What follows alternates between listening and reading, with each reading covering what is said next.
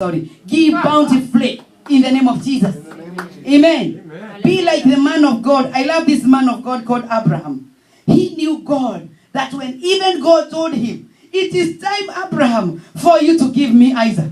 He didn't go to get meetings or committee meetings to ask people, what do you think about this God? How do you think? Even he didn't get a meeting with his wife to ask her, what is your idea?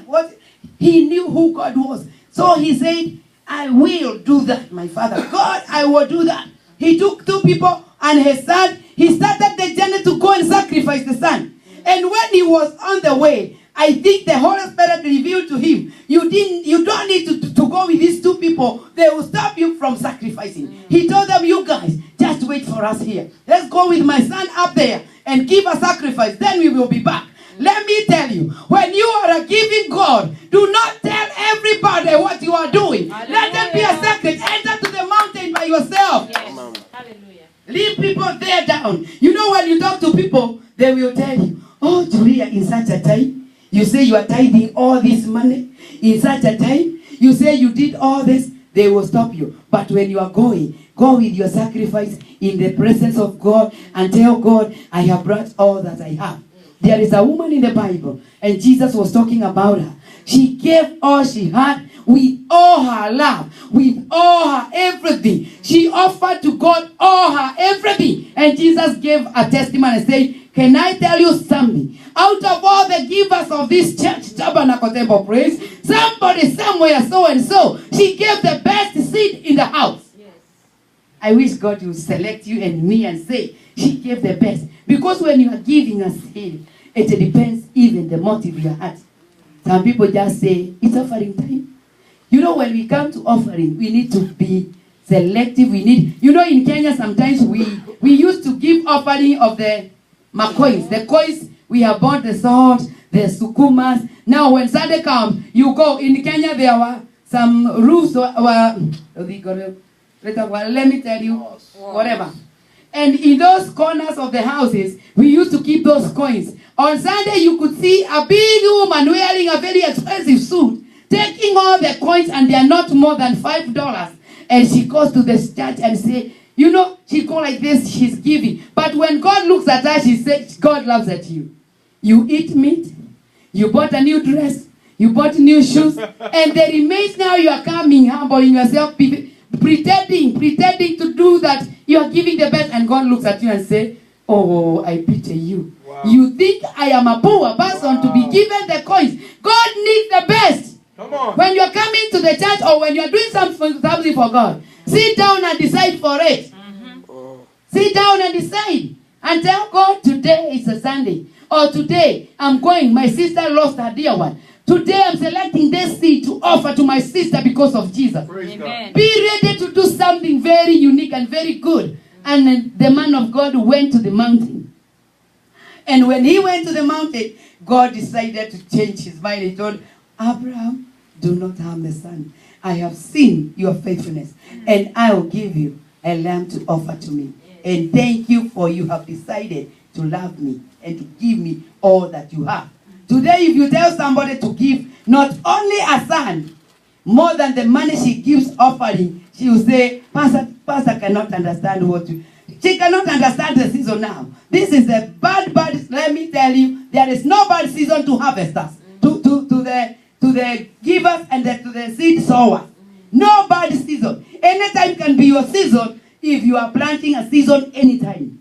Those who plant every time, they harvest every time. In the kingdom of God, there is no season of dryness, because when there is severe famine in the kingdom of God, this is the opportunity of the men of God to sit down and see the glory of God. Amen. When the tough seasons come in the spiritual, this is the time the people of God position themselves and trust God, and they tell God, this season in the world is the season of crying, is the season of famine, but in God, He says, I will supply all your needs according to your riches in glory through Christ Jesus. And you go to another one and say, and with God, all things are possible. Yes, it is a severe famine there. Yes, there is drought somewhere. I am not working now. Oh, there is this and this happening. But God has promised to keep me and to bless me and to sustain me with or without money. Yes. Give God a mighty hand. Hallelujah.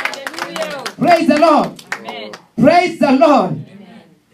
He is so good. Yes, he is. Our God is so good. I was reading last night when he was preaching to the people, a big multitude of people. He tried to run away from them. He went with a boat. But when he was crossing over the other side, he met the people waiting for him. Now he was saying, oh, what do I do now? Now he had compassion on them. He started ministering to him and he was running from them. When he started ministering to them, it was nighttime. The night came in the ministry of Jesus. And now Jesus told the disciples, what are we going to feed these people with? And the disciples started asking, what can we do even if we buy all the food of this city? It is not enough. And Jesus told them, no. Tell them to sit down. What do you have? I love God because he's waiting for somebody to come out with an expectant heart with an act of faith. And now in the midst of these people, the Bible says there was a small boy. Let me tell you, small boys can save the nation. Amen. Praise the Lord. Amen. There was a small boy who had, maybe I think her mother packed her the 5 loaves of bread and 2 fish. And he was told, because you don't know when you're coming back, just take this for yourself. Help yourself. And now he comes. And I see this young boy, a generous boy, because you know the boys with the bread, especially in Africa. When a boy holds a bread, it is good for him to be kicked away by the gun, but not to let the bread go. But this young boy was ready when people were asking, what do we have? Man, what do you have? The boy said, I have some loaves of bread. I have 2 fish.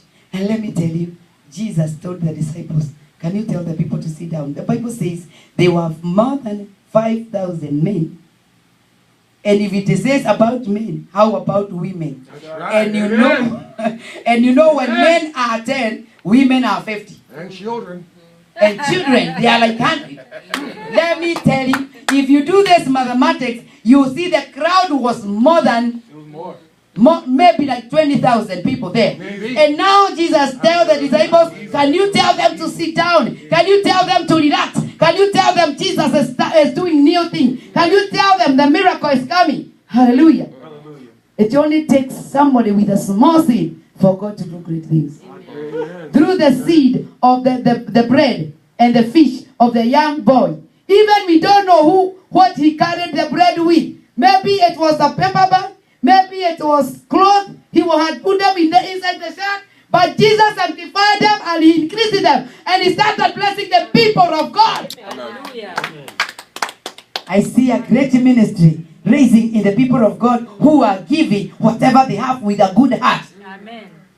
A good heart. This boy did not withhold his bread. He did not say, oh, this is for my mama. I cannot give nobody. No, he didn't say that. When people were looking, he raised up and said, Peter, can this help us?